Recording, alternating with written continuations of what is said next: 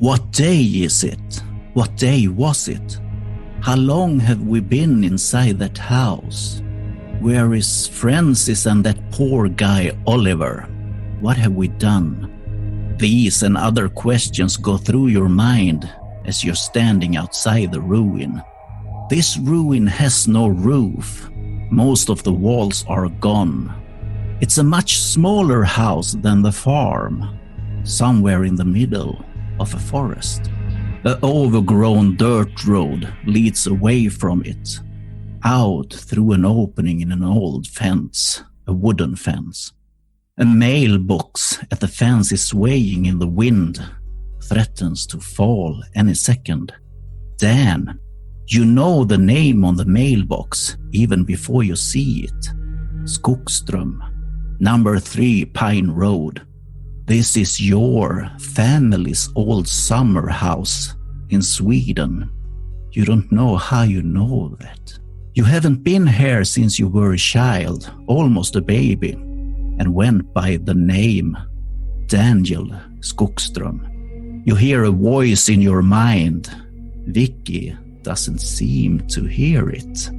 Yes, I took your name to wake you up. You wouldn't remember my real name anyway. You hardly remember your own name, or why Victoria is with you, do you? It was your grandfather's dream that started it, with his pact with the angel. I had the same powers, and it kept feeding the dream, and it continued. But it was when you were born that it really took form. You made it real. Your powers are stronger than both mine and your grandfather's. Victoria was meant as a sacrifice, as she was young, but she got away. You let her get away, and then you helped her. Your grandfather tried to change this later, but he couldn't. You were too strong. And now she's too old. You need to find someone new. I'm on the other side, where you should be. But you keep creating your own nightmare. That's why we brought you here, your grandfather and I. But he doesn't remember it. So that you can see the truth. Jacqueline, she's in the forest. Go to her cabin. Where you played as a child, you are close now. You really need to wake up before you kill us all. Then everything is quiet.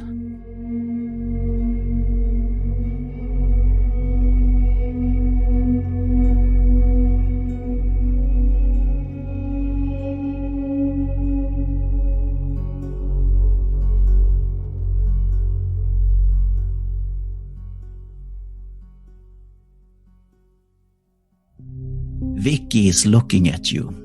It's a full moon, and you don't think there's many hours to the break of dawn. What do? I'm feeling different than I was earlier. It's not just the knowledge. I feel different. I'm frightened. Am I making these things happen?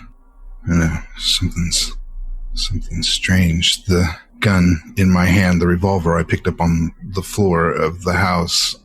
I look at it and the rust is gone. Vicky, the rust is gone. We need to go. We need to find someone in the woods. Who's someone? Jacqueline is the name, I think is the right name. Who is Jacqueline? I don't really know precisely. I believe I used to play at her house when I was a child. I don't know. I'm getting bits and pieces of new information ever since I've been here. I've got this whirlwind of shit going on in my head. Look at this revolver. You remember it down there? It was all rusty. I wanted a good gun to go in the woods with. That's what I was thinking in my head, along with a whole bunch of other things. And I look down and look. Are you trying to say to me that all this is happening just because of something in your head? Well, yes and no. Listen, I can't. If I'm not going to be able to make it make sense to you right now. You've seen some things as well, so it's not all in my head. But apparently, I have some. I don't know. Maybe some insight would be a good way to put it. Maybe some slight control or influence. I'm not real sure. I'm just now starting. Things are starting to get just a little bit clearer. But part of the answer to our problems is this Jacqueline. All right, Dan. Her cabins in the forest. Are you okay? I am. Dan, your eyes fall upon a drop of blood in the corner of Vicky's mouth. She licks it up without thinking. Are you sure that you're okay? Because, look what you did to my eye, and Did you just like lick that blood up? What blood? Dan, we should go, I think, to that Jacqueline. And while we walk, how about you tell me more about that insight you have? Vicky, are you sure that you're all right? You seem pretty calm compared to how you've been. I believe we already spoken about that, Dan. Okay. We have to accept where we are, how we are, and then everything will be more than fine. And after all, it's not me who lost an eye. I think the one who's not feeling that well is you. And as you're looking at her, as she says that, you see the bruise on her neck. It fades away, and it's gone in a matter of seconds. Vicky, you can remove your injury. It's healed. All right. I think it's this way. Very well. You follow the overgrown road. After just a few hundred meters, it disappears in the forest. It's so old that nature have taken over completely. But in the distance, you see a cabin. Smoke comes up from the chimney of this old log cabin, and a faint light can be seen through the window next to the door. At the front, you see a large porch with outdoor furnitures, and a dream catcher sways in the moonlight. Dan, you feel hollow as you see the dream catcher, weak, decrepit. You look down at your hands. You see right through them. The door opens, and an old man aims a shotgun at you, yelling something. Detta är privat mark. Se så, ge dig iväg. Somehow, you understood him, Dan. Even if it was in Swedish. In your head you heard, this is private land. You're not welcome here. You fall down to your knees, Dan, feeling weaker. It's like you're dizzy on your way to faint. It's like you haven't... I need help. I don't feel well. We're lost. The man lowers his shotgun, peers at you, Dan. Then he asks, Dan? Daniel? Is that you? He runs down the stairs, over to you, saying, Dan? Is that really you? He looks scared, happy, surprised, all at the same time as he kneels beside you. The shotgun is on the ground next to him now. I thought I'd never see you again, Dan. It's really you, isn't it? You have no idea who this man is. He's old, gray hair, and a large beard. His blue eyes look familiar. It's like looking in a mirror. It's like looking at yourself, the older version of yourself. He helps you up, and you are starting to feel a bit better. The man hugs you, and he starts to cry. Dan, it's really you, oh, Dan. Yeah, it's me. What's your name? He moves away from you, at arm's length, looking at you with tear-filled eyes. Dan, it's me, Joachim. Who? He seems confused. Joachim, I'm your uncle. Your daddy's brother. What's wrong, Daniel? Don't you remember me? He hugs you again, sobbing. I've lost a lot of memories lately. It's okay. It's okay. Here, let me get this. I'm gonna bend down and pick up the shotgun. Oh, thank you. It's not loaded. I don't have any ammo. What kind of shotgun is it? It's a 2-barrel shotgun, the old one. It's not loaded. Yeah, well, better safe than sorry. This is my friend, Vicky. We're kind of lost. Can we come in? Yeah. You must be tired. Hungry, perhaps. Yeah. Come, let's go inside. Oh. Yeah, I'm not feeling very well. This is a lovely girl, Dan. You really got lucky there, Dan. Come. No. She's, Vicky's like my sister. Okay. Whatever you say, Dan. I understand. He runs back to his cabin before you. He's waving you to follow. He seems excited. Is he lying? He's not lying. But there's something wrong with him. But he's not lying. He's very honest.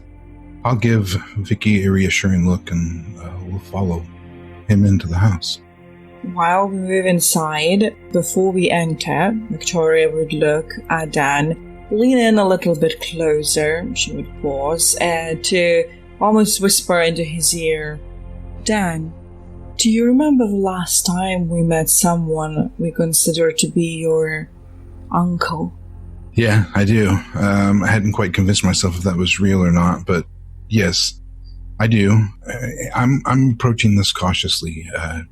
Don't worry. See, I already checked the shotgun, and I've got the pistol, so let's just see what we find out.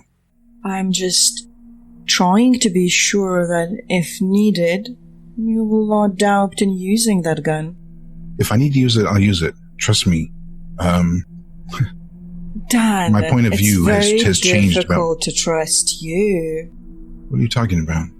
You are not telling me absolutely anything, and I have been walking blind into all of this with you. He holds up the door for you, waving you on. Come on. Come in. I have breakfast. You shouldn't make your uncle wait, I guess. Breakfast, thanks. That's great.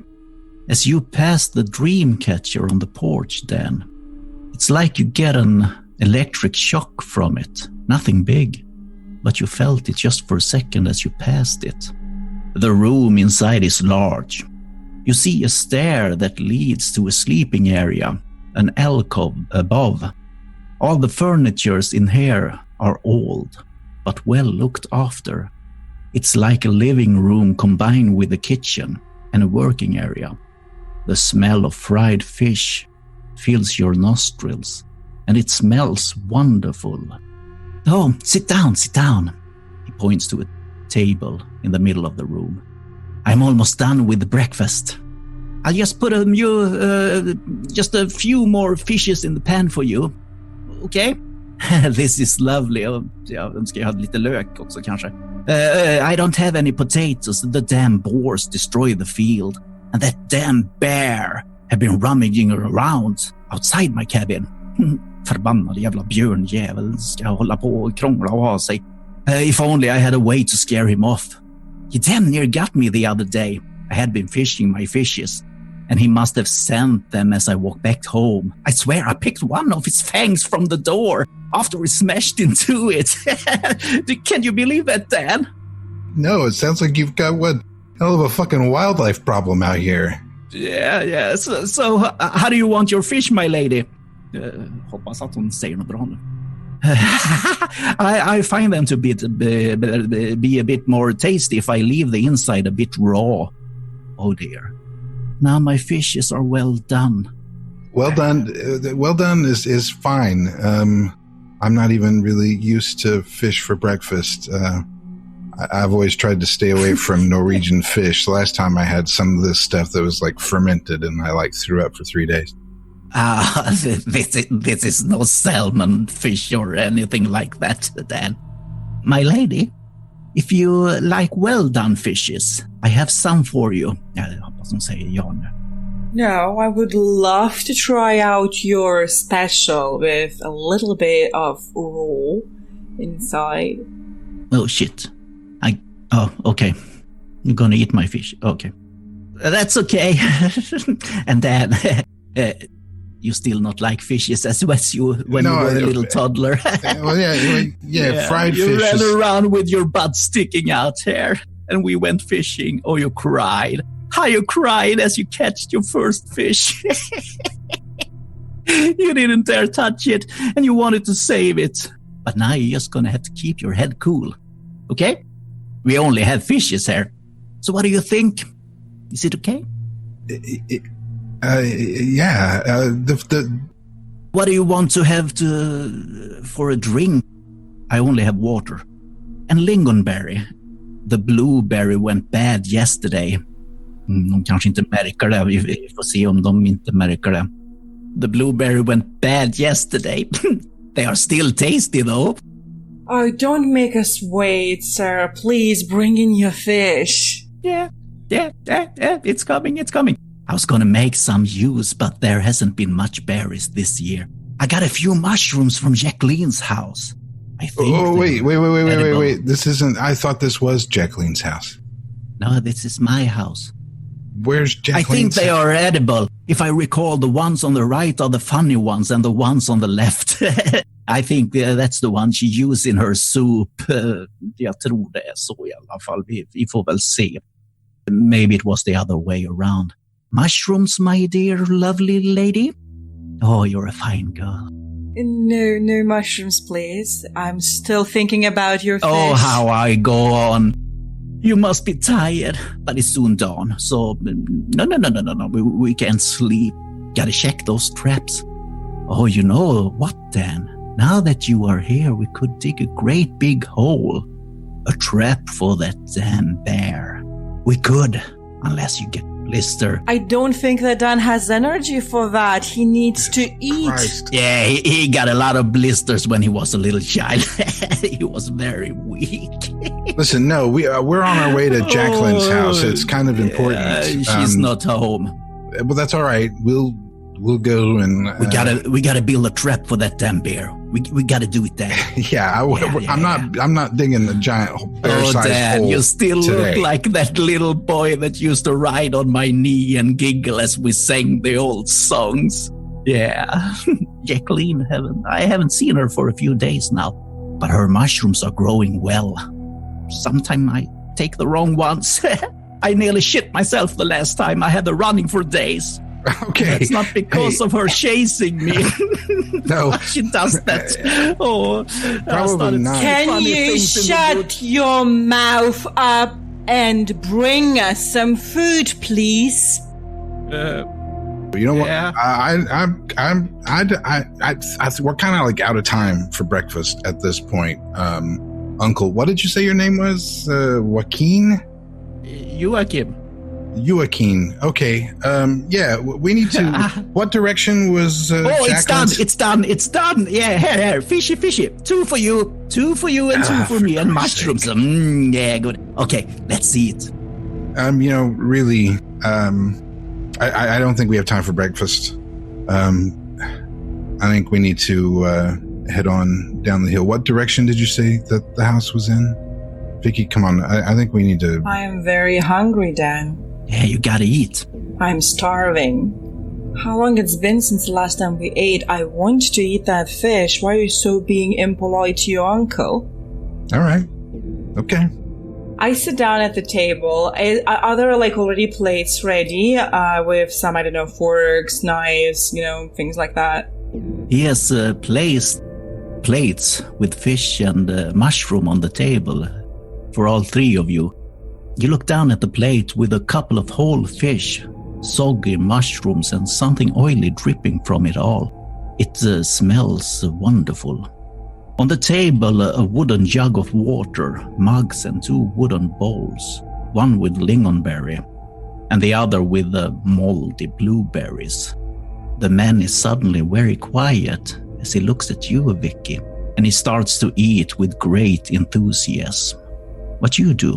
What do you eat? Well, I slowly reach for the fork and the knife, and I will try to push away the sauce or whatever the mushrooms are in there, and I'm interested mostly into the fish itself. And then I would try to cut through the fish and, first pick up the food with the fork to look like inside, and I will lean in to smell it before I try the fish. It smells wonderful, but you don't know what kind of fish it is. I still try it out. A small, very small piece of it. It tastes good. It tastes really good. Kind of like fried fish. A little bit soggy, but okay. What do you do, Dan? I am not going to eat any of this. I stand there and it just sort of with a slight smile on my face, and will let Vicky get content. I am hungry, don't get me wrong, but I am not trusting this situation at all, and I'm eager to go. Joachim looks up at you. Well, if you're just gonna stand there, Dan, go ahead and put some coffee on. The pot is over there. I can do that, no problem. Great. He wasn't much of an eater when he was small either. Do you like the fish? It's just simply perfect. I wish that, Dan could cook like you do, and, I wouldn't have to eat outside, in diners or restaurants. Oh, he doesn't cook for you? Yeah, he does, but he definitely lacks your talent. Yeah, Dan was never any good at much, even as a child. I can hear you. Do you know where where do you keep your coffee? It's in that jar there at the bench next to the pot. And there's water there. When I go to grab the coffee, I'm going to stop for just a second and focus my energies to get a very clear picture of what the world is around me, and I would like to use my enhanced awareness ability. Go ahead. When you look around, it feels like reality, but it feels like you maybe could change it. Almost as if you had something to do with the creation of this place. You can't put your finger on it, but you think you have powers here. Joachim, with a mouth full of mushrooms, looks at you, Vicky. Is he a bit annoyed or angry or? He's just a little bit tense. What happened to his eye? It looks awful. I don't know. You know how they say scars make men look even more manly? Sort of like it. Manly? Dad? Yeah, okay. Yeah, sure. If you like that.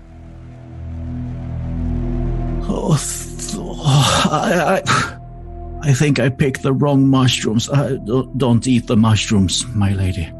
Oh, I'm feeling sick. You can have the coffee. I'm just gonna go and lie down for a bit. Okay, I gotta go and have a lie down. Yeah. Please feel at home. We'll talk more later. Yeah, okay. And he go up to the alcove above and lie down on the bed. Shortly after, you hear snoring. You're alone.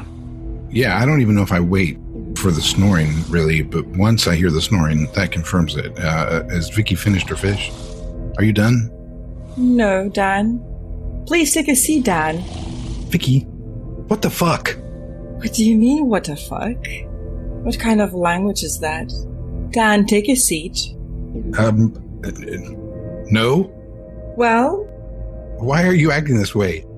Because this is really starting to freak me out, because, first of all, I should be calming you down right now. I should have been calming you down for the last 15, 20 minutes we've been here. And it's not. You've been like the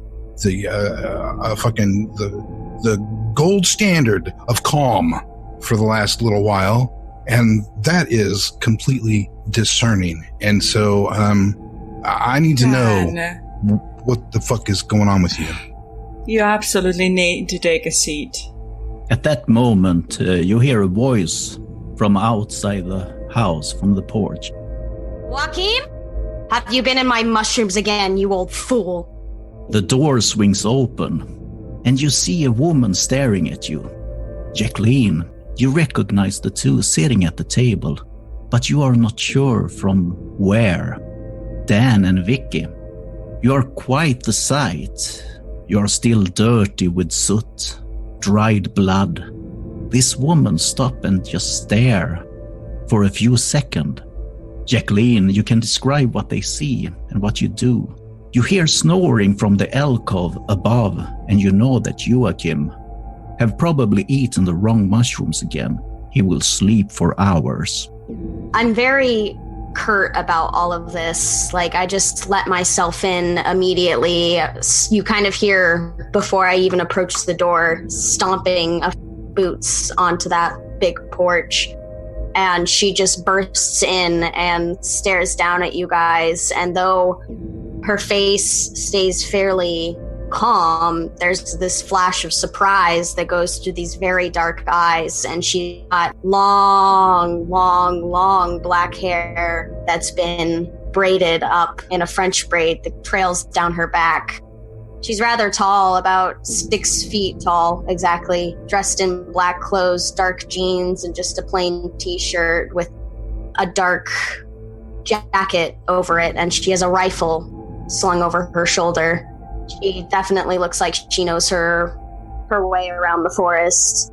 And as she walks in towards you guys with those heavy boots and the steps that are just so sure of themselves, you can hear a jangle, and at her chest are 2 large iron keys around her neck.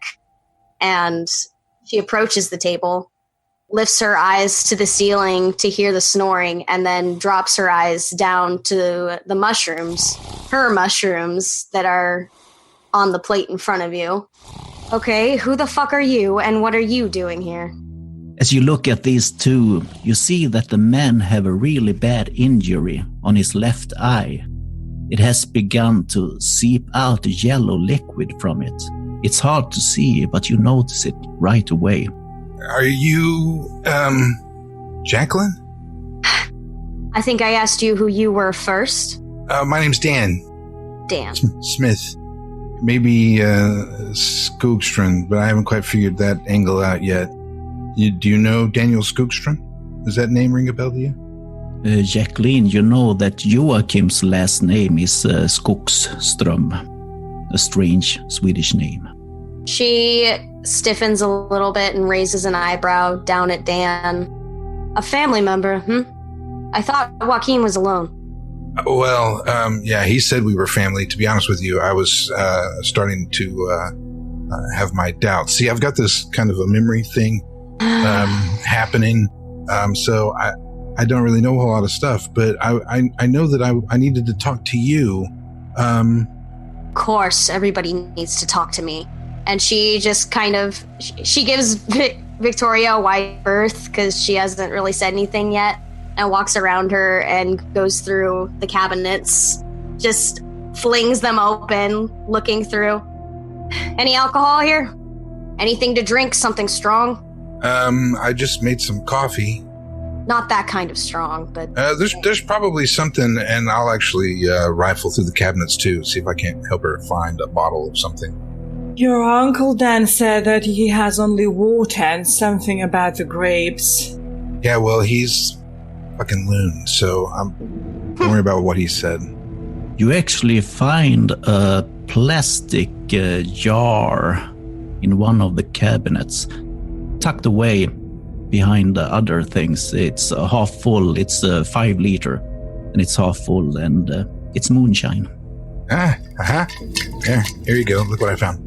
She'll take the bottle from your hands and lean forward and sniff it and kind of nod in appreciation and take a swig. Suddenly you hear banging. It comes from the floor. One of the carpets move, and the sound comes from under it. Is that you? Dan? Vicky? Is that you? The carpet move again as he bangs on the floor from below. Dan, that's your voice. Is that who I think it is? As far as I knew, Joachim lives alone. The snoring from above stops for a few seconds. Then it starts again. So I would move towards that carpet, and I would try to, rise it up and throw it aside to see if there's some sort of floor door. As you remove the carpet, you see a hatch locked with a hasp, and it moves. Can someone let me out? So I would try to unlock it. You open it, and Edward, you notice that you can push it open. Edward hears the hasp unlock and puts his hand on the door. He doesn't shove it, but he just tries to lift it up slowly. He doesn't want to hit anybody above, and is climbing up the steps and raising the door as he's coming up. And when he sees that he's clear, he flings the door over and kind of waddles his fat, round body up out of this hole in the floor. He's dressed in an Argyle cardigan sweater with a red button-up underneath, dressed pants, but he's not wearing any shoes, and he's dirty. If you look down into this little cellar, it's just a dirt floor, and he's obviously either slipped on the floor or been laying on the floor or something, somehow. And he notices that he's dirty, and he's trying to clean himself up as he's talking. Oh, I made it. Are you okay? Is everybody safe? Yes, we are. Dan, look, that's another uncle. Dan's just kind of standing there with his mouth hanging open. Uncle Edward, that's fucking great. And I look. You don't have to call me uncle. Oh, okay. That was, and again, I told you that I would help you when I could. And I'm sorry for the ruse before, but it's important now that, well. Why are you here? Why does he have him locked up in the basement? For you. I don't know why I ended up in the basement, Dan. I've been. Is that Jacqueline? Yeah, apparently. Did the guy upstairs? He put you? The guy that lives here? He put you in the basement? Who lives here? Another uncle. I just kind of shuffle my feet and sip at the moonshine and watch everybody while this goes on. He's kind of scratching at his shoulder. Okay, where are we, Dan? Where is this place? I don't really know, Ed. Well, maybe I should answer, since Dan is a little bit pale and tired. He refuses to eat. We are at a play. Uncle Joachim? Apparently that's uncle of Dan? Edward, Joachim, that's the name of one of your sons. Edward's mouth drops and hangs open when Vicky says that name, and he just kind of blankly stares off for a second. Is Joachim here? Sleeping upstairs. The fool stole my mushrooms, which is why I'm here. And this is a really rather lovely family reunion, but if you could just point me to my mushrooms and I will leave and let you have your own drama. Darling, all your mushrooms have been boiled. There are no left. He always hides some somewhere. And she just turns and starts going through cabinets again. You find another bottle. It's not, there's no label on it, but it looks like whiskey or something. This will be good payment. If he asks where's liquor went, just let him know he had to pay me back for the mushrooms somehow, and I will shoot him if I find him in my garden again. Wait. Don't leave just yet, Jacqueline, because I haven't had a chance to find out why I'm even supposed to see you. What is your relationship to Uncle Joachim? Well, around here, you could say he's a neighbor. That's it. How long have you guys been neighbors? Years? I don't know. I haven't kept track of it. He's always been here. He says he can't leave. So why do I feel like I used to play in your front yard when I was like a little kid? Did you ever meet a little neighbor boy named Daniel come over and play in your yard? No, I moved here a few years ago. Old hunting cabin. I refurbished it. You were sent to find me. What do you want? Do you want a palm reading? Do you want to balance your chakras? Do you need advice? Oh, you do that? For the right price. All right. Interesting. I'm really sorry about the mushrooms. Where is your house exactly? She tilts her head at you and looks around the room for a moment, taking another swig of the moonshine and tucking the whiskey bottle into her jacket. In the woods. Why? I might want to come get a reading. All right. As soon as I figure out what's going on. You might hang around. The family drama might get interesting. Edward, you know Uncle Joachim up there? I know a Joachim, and if he's your uncle, then yes. Then yes, I do. I'm sorry, the Jersey bleeds into my pronunciation sometimes. I'm fucking confused. The last time I saw you, the last time you probably remember seeing me, is this where you ended up? Vicky, is this where you ended up? Not exactly. Hey, you tell him, Vicky, what it's been like since we... Are we close to the where were you trying to get? The weather station? I also wouldn't say that. You see, I can't tell much because I have a little bit, some sort of blank space in my memory from a specific period of time after that. And Dan here, apparently, just doesn't speak to me and doesn't tell me anything. So I don't know, and I can't fill you in. Maybe Dan, you could fill us all in. Trouble in paradise, huh? Mm-hmm. Vicky, your eyes falls up on a wooden mask that hangs on the wall. It's an old mask with holes for the eyes and the mouth. There's no symbols or anything on it. You see leather straps attached to it. You think you have seen this mask before somewhere. It's familiar. I would move towards that mask and I would try to take it out from the wall, and just inspect it from closer. The mask looks just like the mask that Francis put on its face when he acted all funny and started to bleed with the needles. Vicky, put that fucking mask back on the wall. What? It's a pretty mask. And I try to put it in front of my face and to look through these eyes. Edward rushes over and tries to get the mask out of her hands. Vicky, you notice that the inside of the mask is covered with tiny nails pointing at the wearer's face. They are not very long, and some have gone blunt, most sharp enough to penetrate the skin, though. On the inside of the mask, a name is carved into the wood. Jerry Skogström. And then Uncle Edward comes tumbling over with heavy breathing. That doesn't belong to you. I raise my hand up like that he wouldn't reach the mask. If I remember, he's short, right? Yes. Why, Edward? Why do you want this mask so much? It doesn't belong to you. Edward, I want you to roll a reason check. Reason? 13, 17. 17. You recognize the mask. It's a dream mask, used by the most fanatic dream mage to enter a trance-like state before they enter limbo. In the right hands, this mask will give the dreamer benefits in the dream and help them control it.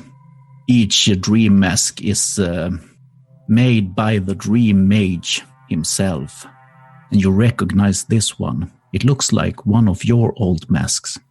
I told you that doesn't belong to you. Edward, dear, this mask looks so nice and interesting. I really would love to keep it. I'm pretty sure you can spare one for me, huh? And I give him a wink. You can roll for erotic. Okay, it's 13 plus 2, it's 15. 15. 15 will give you 3 options to use anytime during this scene against Edward. I'm still just sitting off and watching, kind of leaning against the counter, but can I roll for magical intuition? You can do that. Sweet. Oh, what? Oh, is that plus my soul? The plus is included in the macro. Dang it. You still get to choose 2 options. Do I? Okay, I want to learn if that mask has a magical nature. You're certain of that mask. It's an artifact, you think. You don't know what it does, but it's certainly magic. Jacqueline sees this, and she just lets out a large snort and rolls her eyes like these people are idiots. They don't realize what they're getting themselves into, but I'm also not going to try to stop them. And Vicky, what do you want to do? Or what do you want to happen?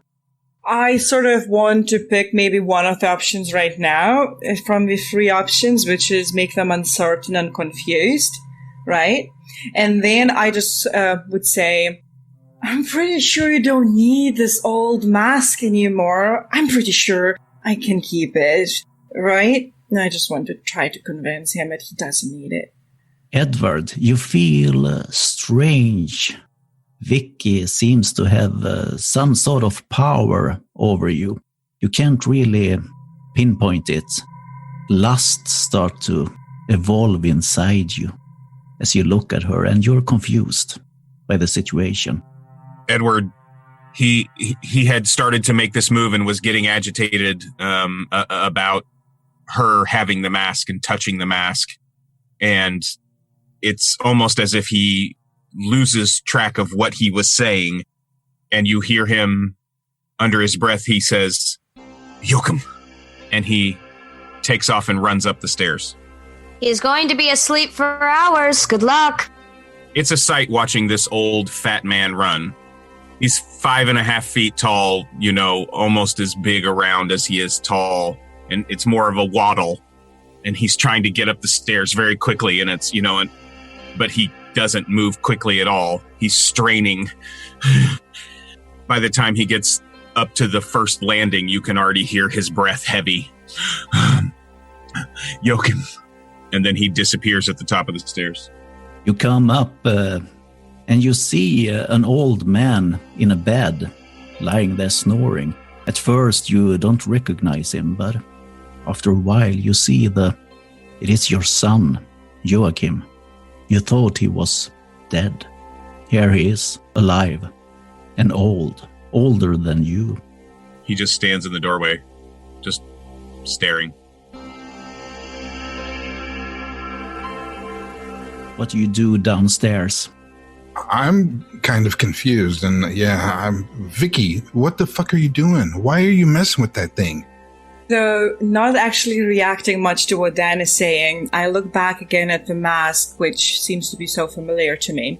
And I look again inside of it, where the spikes are, these small, sharp blades, if I understood correctly. And I would try to press my thumb to one of these spikes, and actually I want to brush over it to see how sharp it is, but I want to add a little bit of pressure that it would actually pierce through my skin. It's much sharper than it looks, and it penetrates your skin easily, and blood starts to form as a drop. Then I will just take erase my hand from the mask and bring that thumb to my lips, and I will lick the blood off from my finger. But still, I will thoughtfully stare at the mask, and I will try to just really, really focus on where I could have seen it and why I feel about it like that. I want you to roll see through the illusion. Soul. 11. 11. You remember seeing a similar mask in that dirt cellar with that woman without eyes when she crawled towards you. It was lying in the mud, and you picked it up and you held it to your chest for a long time. You remember Francis taking it from you, but that's all.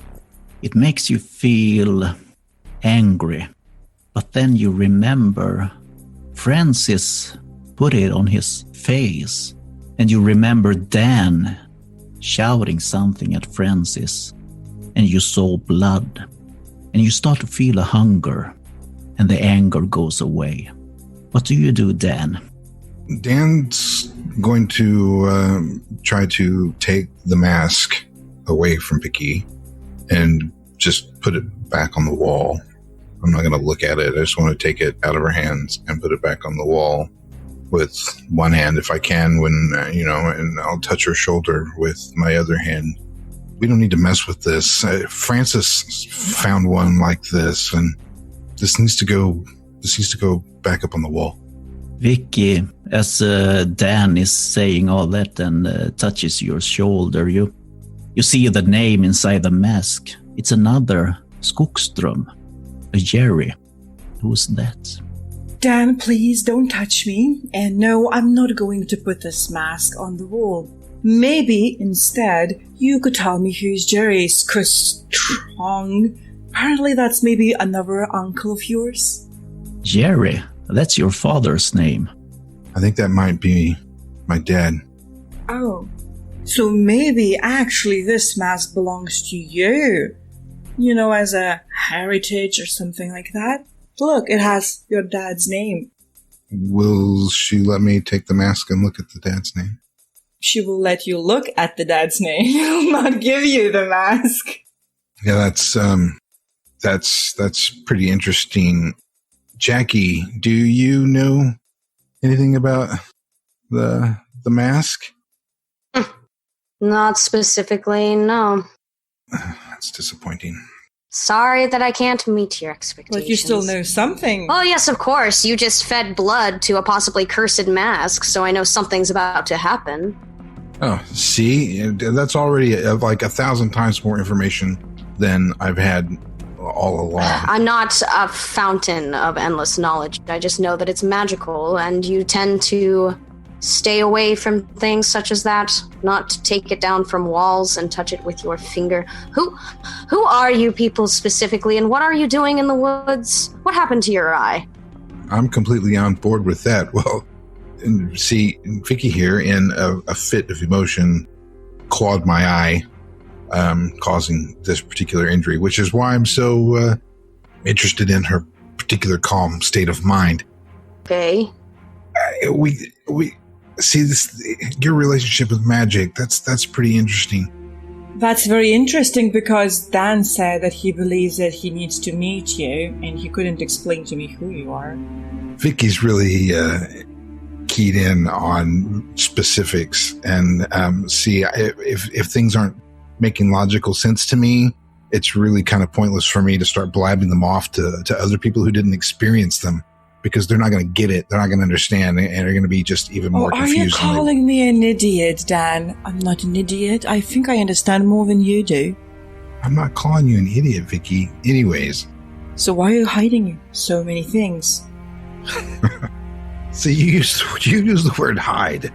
It's not what hiding. What happened to you? Why are you so pale, so white, so different? What happened to you? Because you scratched my fucking eye out after I watched Francis stick that mask on his face. Wait, another mask? Like the same one? I don't know. Yes. Listen, I don't know you guys either, but I feel as if I recognize. Before we got here, we were in a house not that far from here that is burnt to the ground, practically. Except when we were in it, it wasn't burnt down. We were on the other side, in the house, dealing with the bullshit that was in that house. All right. And you get my eyes scratched out, and we come out, and now my friend Vicky here, whom is typically an emotional wreck when these sorts of crazy things start Excuse me, happening. I am an emotional wreck. I said boy. typically. Typically. 10. Jacqueline, don't mind him. Listen, you seem to be aware of so much in comparison to us. What do you know about a woman with no eyes? Very dark, very scary woman. Does not ring a bell to me. I tend to keep to myself if I can, which proves to be difficult. More difficult than you think it would be, considering I live alone in the woods. And still, people come to me. They search for me. They hear my name. They need advice. But do you live in the woods, or do you live in the head of Dan? Because apparently, we start to believe that everything what is going on in here is just in Dan's head. I live in the woods. And she kind of looks a little confused and looks between the two of you and turns away to take another swig of the alcohol. The expression on Dan's face is looking like, see, this is the shit that I'm dealing with. We're gonna go upstairs. Edward, as you're seeing this old man in the bed, what do you do? Edward is disturbed, I guess is the right word. Joachim was so much younger when he died, and it's not that Edward doesn't believe that this is Joachim, but he doesn't want this to be his memory of Joachim. And knowing what he knows about where he is, he's going to turn and leave the room and start coming back down the stairs. I think he would have heard Vicky say how this all seems to be under Dan's. Yeah, how this is all in Dan's head. Yeah, you heard everything. It's a small house. You come down and you're together again. Dan, last time, when we were at Christmas dinner, I had asked you about Anatoly. I found him. Where? Somewhere that isn't here. Like, not in Sweden? Here? Not in Sweden. He turns to Vicky. Vicky, what are you wearing? What do you mean what I am wearing? Think about it. What are you wearing? I look down to look at what I am wearing, and as far as I remember, I was wearing a very nice black dress. Am I still wearing the black dress? You are. I don't understand you, Edward. Dan, what are you wearing? You look down at your In Flames hard rock t-shirt. It's bloody and black with soot. You're what? You're unsure? It's okay to be unsure. Jacqueline, where were you yesterday? Not in a cellar. Why are you asking? Because you need to know. I was hunting. What were you hunting? Deer. Whatever else Sure. shows up in the woods. Yes, I'm sure. And he leans into Dan. Don't think too hard. But I found Anatoly, and he is not here. But we have to be careful if we go to where he is. Vicky, if you won't give me the mask, will you please give Dan the mask? Why? Please. What's about the mask? Why? Why you need that mask so much? Why do you ask so many questions? Because I need answers. I don't like when people are hiding things from me. I am here in blood and flesh. I am experiencing something very strange, and I want to know why. I will give a mask to Dan if Dan will explain everything. Dan can't explain very much at all. It's dangerous for me to explain too much, Vicky. That's why you're kept in the dark. So you don't need that mask. Can I throw it away? Can I burn it? You could try. Oh, or maybe I should wear it. Why don't we just put the mask back on the wall? Right? No, Dan, you're going to need it. I don't think that's gonna fucking happen. I take the mask in both of my hands and I start slowly raising it closer towards my face. It won't do for you what you think it will do. You're Vicky? not the right person, Vicky. Are you saying that Dan is supposed to wear the mask? I'm saying that Dan can wear the mask. And what will happen if he will wear the mask? Do you know? Edward reaches up to his shirt collar and he pulls it back from his neck and his shoulder. And he's, deeply wrinkled and there are, age spots and he's quite pale. But there are 5 lines of scars that you can see. One that runs down away from his collarbone, one that runs up over his shoulder, one that runs out of his shoulder down his arm, one that runs under his armpit, and another one that runs what looks like just to the right of that other one. And they are grotesque scars. They are not, smooth surgery scars that have been, allowed to heal with stitches. They are bubbled and grotesque. Yes, I know what happens. These are the marks of a pact that I aim to get free from. And I can only do that with Dan's help. So Dan is a doll in your gameplay? No, you were the doll. Where? He was the puppet master. Excuse me? You have strings to pull, Dan. You just need to pull them. Are you sure you didn't have any of my mushrooms too? Quite sure. Jacqueline, that's probably... That would explain a whole hell of a lot. It really would. Why? Okay, let me start with this. Why the fuck would I help you do anything? Because at this point, I don't know you from Adam. I mean, I think I might, but I don't trust that, and I don't trust you. I used to trust Vicky, and at this point, I don't even trust her anymore because she's acting like some other person that I don't even know. When you say you might, what do you mean you might? I might be in a fucking white room with fucking 4 white walls scratching my eyeballs out is what I might be doing right now. And none of this shit is real at all. You might, Dan. That's what I thought I was getting out of. And all I did was end up in fucking Sweden getting chased by giant holes and crazy people. And now... Dan, calm down. This is not gonna help you. Which flip of the coin do you want, Dan? That's the question. You are part of something. These scars are penance, proof. Who are you? I'm someone that owes a debt. I mean, to me. Why me? I end up in Sweden and the next thing you know, I start feeling like I was born here or grew up here or something. Because you did. I'm from fucking Jersey, man. Do you know the name Chagidio? Oh, I hate even saying it out loud. Yeah, it's popped up on my radar recently. What is it to you? It's who I pay the penance to. So why would I want to get in? Why would I want to get between the two of you? You don't have a choice. Your father, he's cursed just like you are. My father's dead. When I told you that I'd found Anatoly, he's toying with all of us.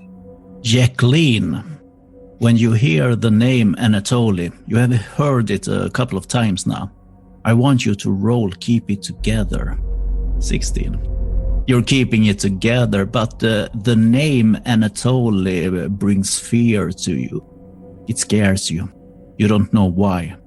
So let me ask you this, Edvard. What do I got to do? If I go, have a chat with Anatoly, he's going to be able to fix all this and I can go fucking home? No. He's also serving Chagidio. So different than I serve Chagidio, but that really doesn't make a difference to me. I mean, it should. You or Jacqueline here, somebody needs to give me the fucking key to pull the strings, Dan. So, all right. Well, let's just fucking...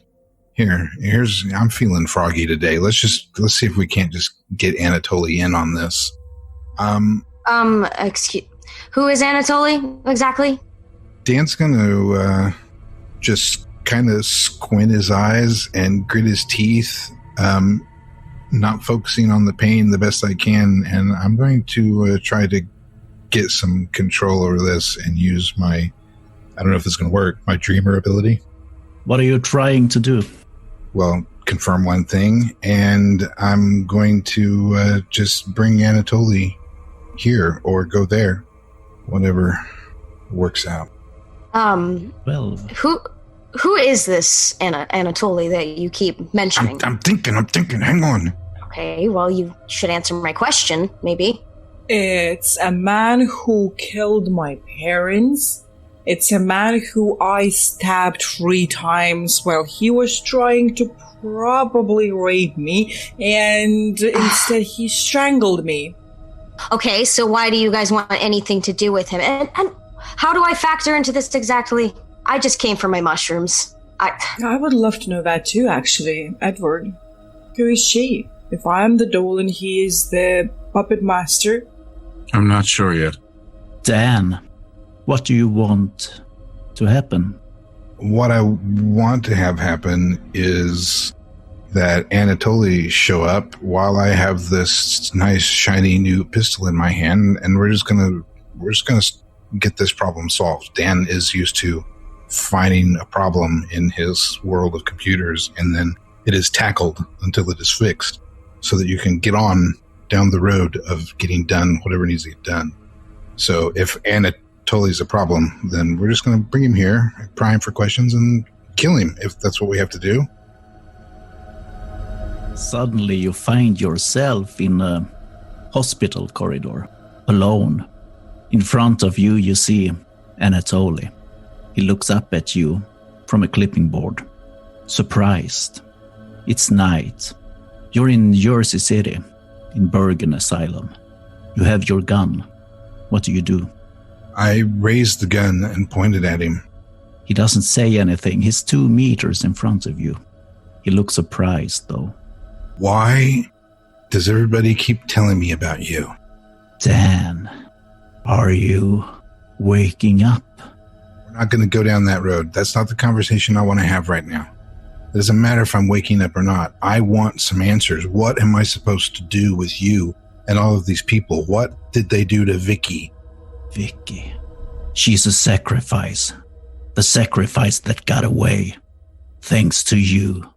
That's fine. I can live with that. She's not going to sacrifice. She's not going to be a sacrifice. That's not going to fucking happen. I want me and her home, just back home, the way things were. What do I got to do to make that happen? And apparently you keep showing up as a roadblock. You're not here, Dan. Where are you? All right. I wish I could drag your ass back with me, because apparently killing you seems to be the thing to do. Can I shoot you in the face right here? Is that going to do something for you? Maybe we should just test that theory out. You could try, Dan. I pull the trigger. You can roll. Act under pressure. 11. Where do you shoot him? I was aiming it at his face. The bullet hits right between his eyes. The back of his head explodes. And he's still standing there looking at you. He doesn't fall. With just one flick of my finger, I can have Dr. Hall unplug you where you are now. This isn't real, Dan. Go back to your dream. And everything fades. And you are back in the cabin. The rest of you saw Dan suddenly looked with blind eyes straight ahead. He didn't say anything, but he lifted his revolver and he almost shot you, Edward. You got away, and the bullet buried in the wall in a log. Then he wakes up, doesn't seem to know what he did, and you hear the snoring stop from above, and Joachim starts to move around. Then he looks down from the edge of it and says, "Dad? Is that you, Dad?" Then his head explodes as heavy gunfire starts from all directions around the cabin. Bullets hit the wall and start flying around you. It's only a matter of time before you are hit. What do? Fall to the ground that, the bullets wouldn't sort of reach me, maybe go under the table. Yeah, I'm gonna try to crouch down and pull my rifle off of my shoulder and turn off the safety. Get in the basement! Into the cellar! Dan doesn't do anything. This isn't real. I'm just watching what everybody else does. You don't understand. If you die here, you die there. This isn't some game. It's not a game. Let's go to the basement. You want to go to the basement? Let's go. The gunfire continues. There's a few windows, but it might be risky to get close to them. Do everyone want to go to the cellar, or where do you go? Dan is still just standing in there? Yeah, I'm gonna take up the end. So I will follow everybody into the cellar, peek out the window before I follow them down if everybody's going down, but I'm not going down first. Does everyone else go down? Yes, I do. Yeah. Yeah. Bullets are flying around you, and some of them almost hit you, Dan. But you're lucky. You all come down to the cellar. The cellar is wet, muddy, and you sense a sweet smell. The room you are in is not very large, just a few paces across. There's nothing down here, just an old table leaning against one of the walls. Does Vicky still have the mask? Yeah. I would take it with me. Give Dan the mask. What the fuck are you guys involved in? What is going on? Jacqueline. Did you anger them? You hear a few bounces from the floor above you as you go down. Then a couple of explosions up in the cabin, and you are thrown forward down into the mud. Give him the goddamn mask. What it will do to him. The table that was leaning against one wall falls over and reveals a tunnel. You hear several bounces from the floor above you again, as if they tossed in more grenades. Into the tunnel. The tunnel is only around 1.5 meters high and wide. You have to crouch down just a bit as you go through it. The walls are made of dirt, and you see dead roots sticking out here and there. You see just a few meters in front of you, then it's complete darkness. Just inside the tunnel is a stool, and on it a flashlight. Next to it, against the wall, a spade. Move! Does anyone take the flashlight? Yeah, I'll grab the flashlight. After about 10 paces or so, you walk through water. It's not very deep, but it gets deeper as you walk. From behind you, you hear shouts, followed by another explosion. The tunnel behind you collapses, and you are cut off. The water begins to slowly rise. It's up to your knees now, and within a few seconds, up to your waist. Okay, this isn't good.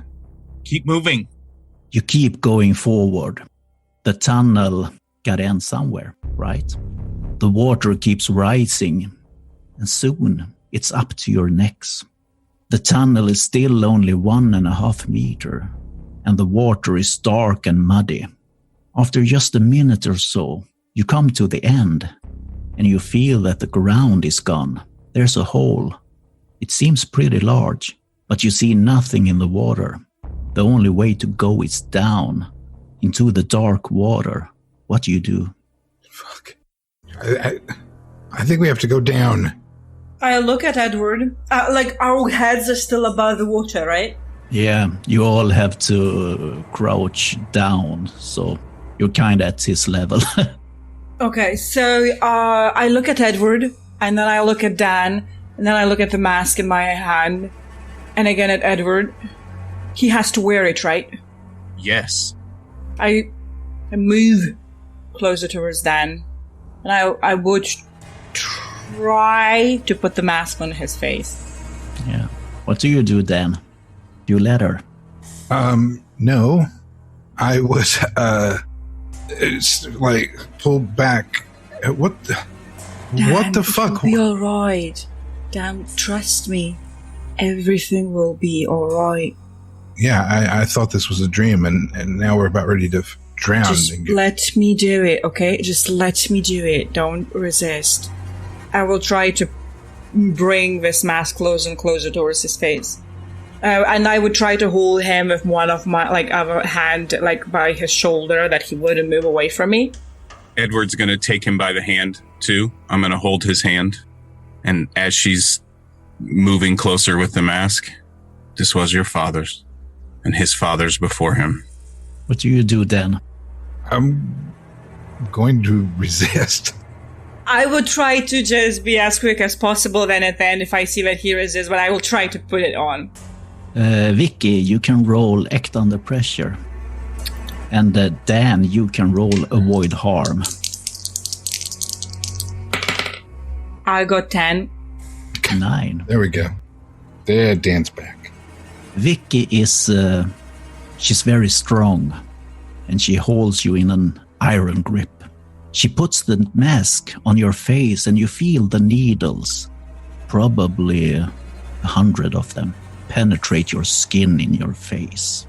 It hurts like hell, and you feel the blood begins to flow. I want you to roll, see through the illusion. Dan, 15. You're all underwater, and you come up in a small forest lake. It's just a few meters to the edge.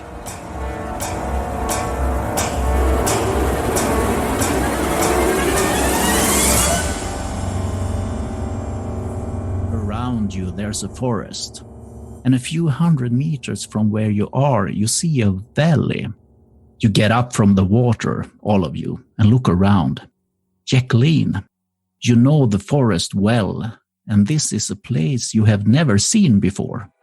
The valley in front of you is filled with hundreds of old cars, rusty, overgrown by nature, some on top of others, like as if this once was a scrapyard for old cars.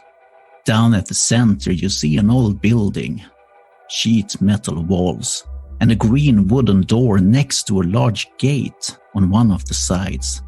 The building is large, like an old warehouse or garage. What do? You still have the mask on, Dan.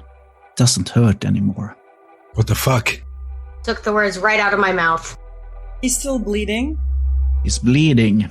And Vicky, I want you to roll Bloodlust. Do I take this thing off? Ed? I got 9. Oh, shit. God damn it, Ed. Do I take this fucking mask off? I've just got my hands on the edge of the mask, but I'm scared. I don't know if I'm gonna pull this off and we're gonna go back, or if I gotta keep this on to keep us here where we are. What am I supposed to do?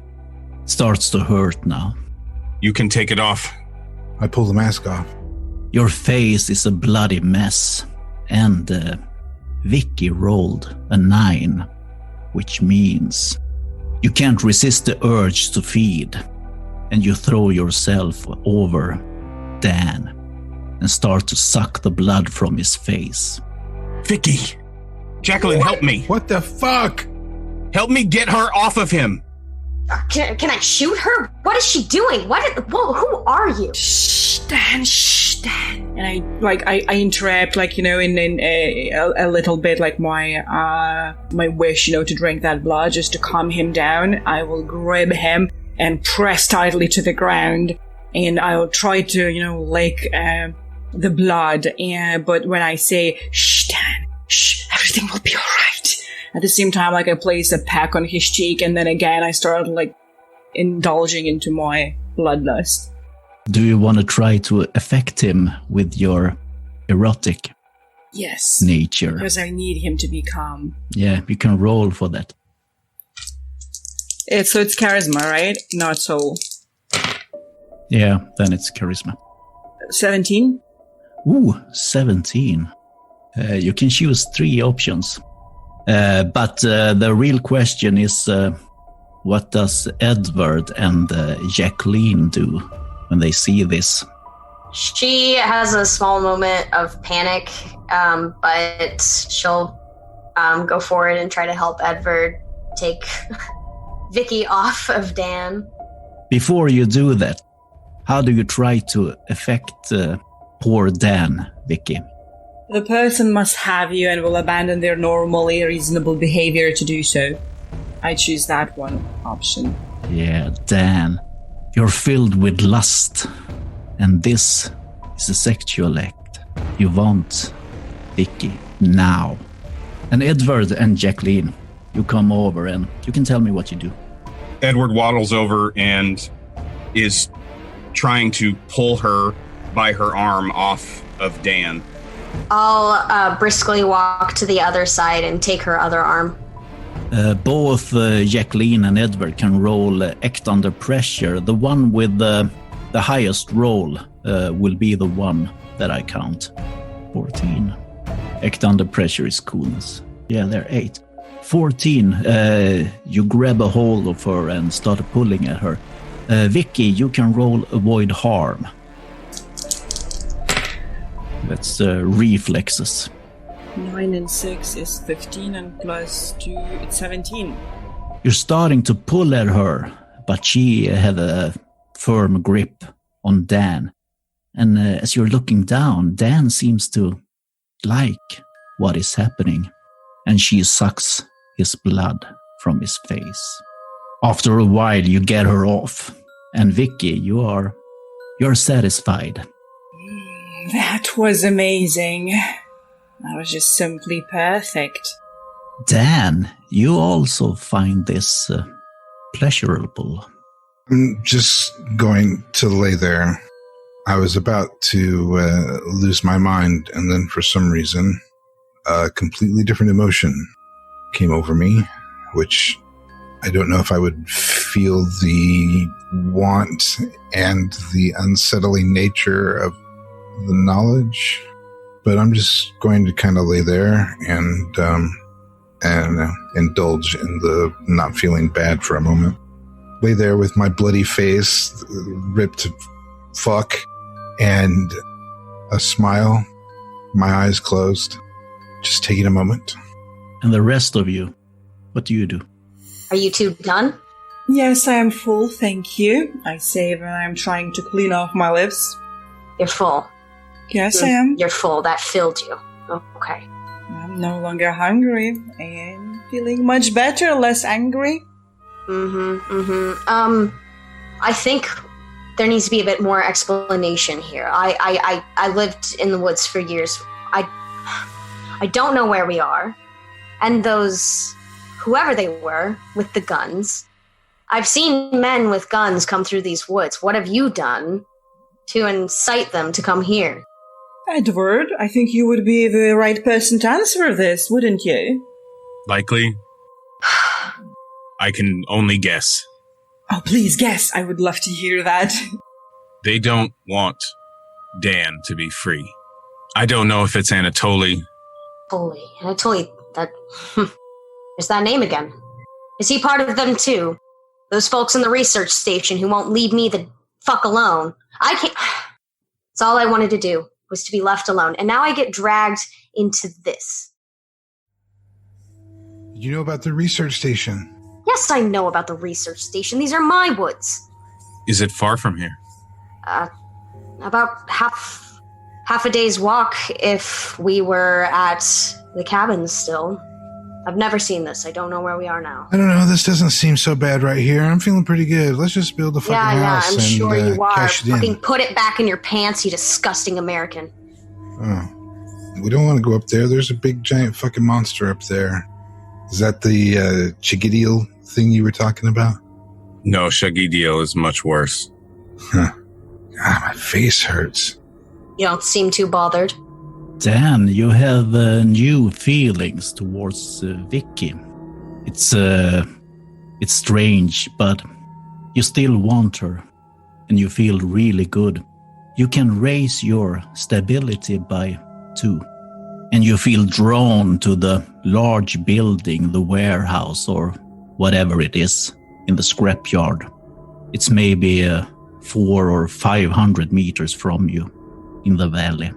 So what do you do? All right, yeah, feeling a little bit better. Everybody's a little on edge, so I'm going to go ahead and get up and go take Vicky by the hand, and we'll just start heading towards that building. When you try to take Vicky by the hand, she takes her hand away from you. What's the matter? What do you mean? Dan, you feel sad. Yeah. A little bit angry. Feelings are hurt. I'm not a child that you would guide me somewhere by my hand. I'm not guiding you. I just want to hold your hand. We're both going to the same place. Why can't we hold hands on the way there?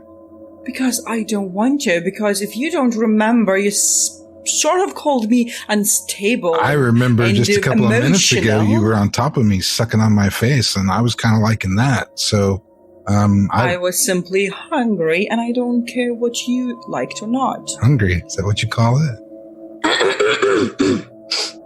Yes, Jacqueline, let's move forward. Jeez. All right, I guess.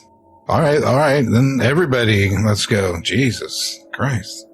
Edward steps up and kind of gently puts his hand on Dan's hand as if to signal him to just let them walk forward a little bit and get ahead of us. Just a few steps. And after they're, maybe 8 or 10 paces ahead of us, he starts to walk and he looks at Dan. The father of your father, they're both known as dream mages. Dan, there's a family pact. The price is high. Why would I want to do that? Why would I want to pay a high price? That's not me. I'm cheap. I don't know that you have a choice. I'm going to do what I can to get you out of it, but I don't have a lot left.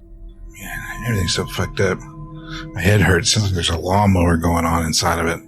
And he opens up his shirt even more and drops it off of his shoulders. And his whole torso is a spider web of these grotesque scars. Jesus Christ. And he starts running his finger along them. Some of them I know their names. Some of them I do not.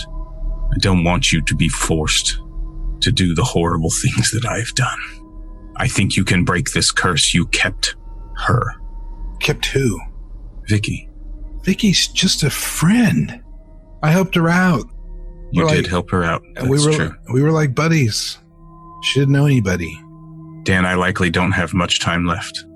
I'm old and tired. Tired of this running, and the sacrifice. What sacrifice am I going to have to make? I mean, what are we talking about here? I got to cut myself up like that? I made a pact with Shagidil. I wanted to live and keep on living. And I thought, I don't know what I thought at this point. It's been so long. I also didn't know that I would pass it to my son, or that I would pass it to my grandson. I'm sorry, Dan.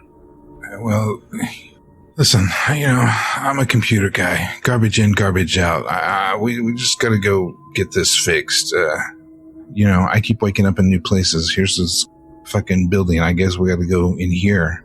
I don't know what it is that we're supposed to do. You dense fuck. This pact is your pact. And now that you know, Anatoly will likely know that you know, which means that Shagidil will know that you know. Hey, that's great, Ed, because he knows. I just shot him in the fucking face. So they all know, and we can get to the end of this.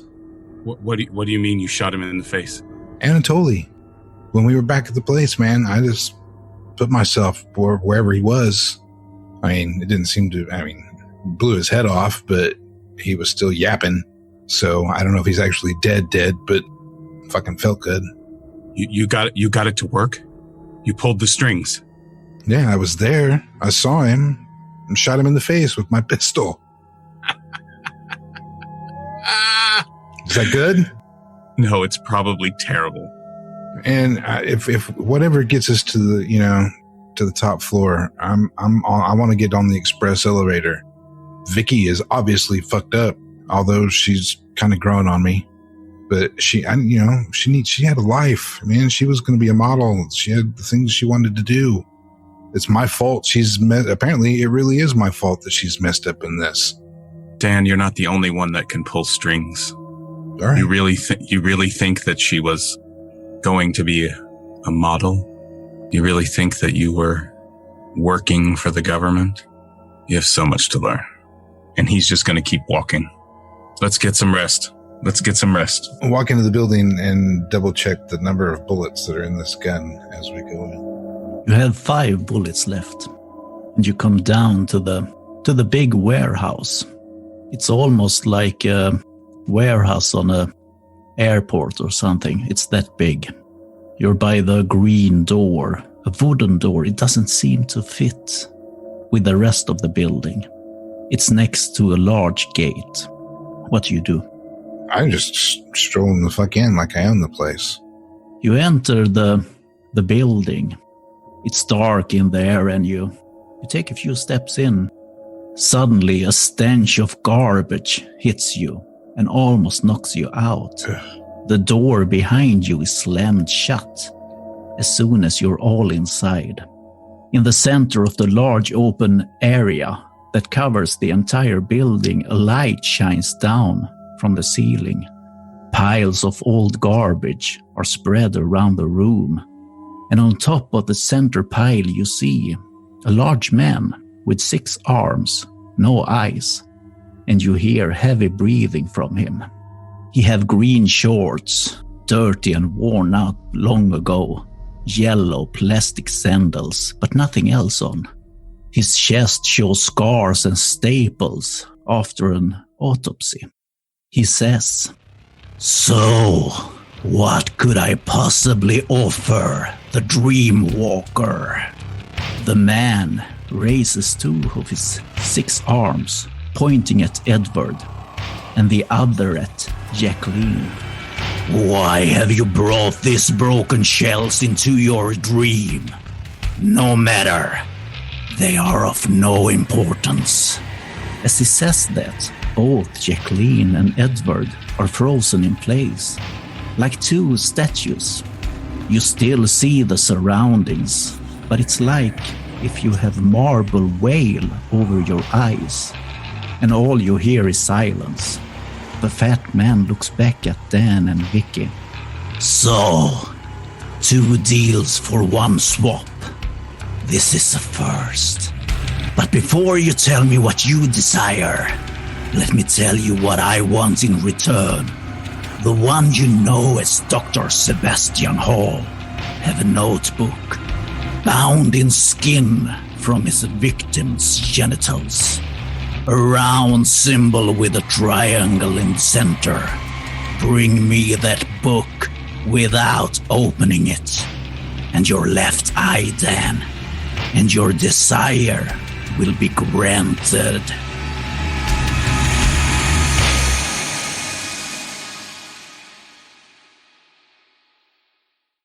Ladies and gentlemen, an extra curtain call for my friends and the absolute fabulous talents that helped make today's show so spectacular. Returning as Edward Grand Duke Walter, and as Jacqueline, you get to hear her for real this time, Jaley Hoyt.